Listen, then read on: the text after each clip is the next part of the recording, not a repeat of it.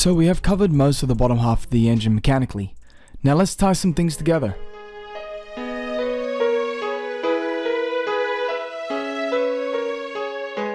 Most car engines operate using a 4-stroke system. Now each time the piston changes direction, that's 1 stroke. To start things off, we have the intake stroke, which draws in the fuel air mixture as the piston moves down. Next up is the compression stroke, which squeezes that fuel air mixture as the piston travels back up. We have the power stroke, which is the controlled burn of the fuel air mixture, which then pushes that piston back down.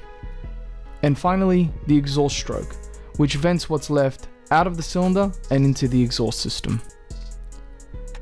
Now this up and down motion of the piston causes the crankshaft to rotate. Now there is a lot of forces acting on the pistons, connecting rods, crank and the surrounding block.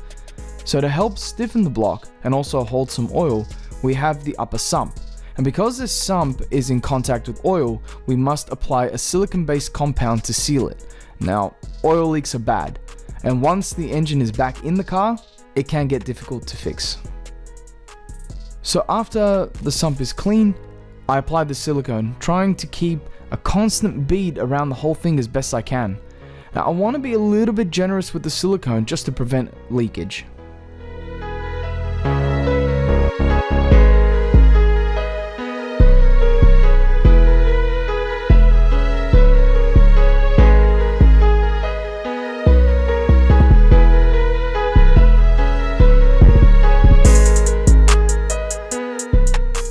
As we did with the sump, the block also gets cleaned. Now it's to ensure that nothing is going to stop the silicone from sticking and forming that seal.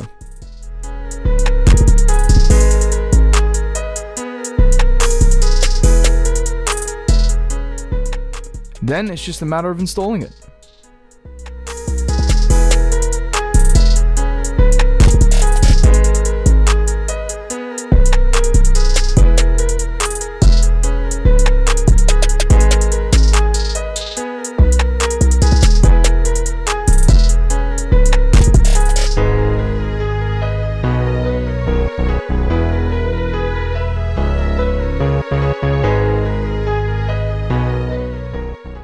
Now thank you so much for watching, and remember, knowledge is horsepower.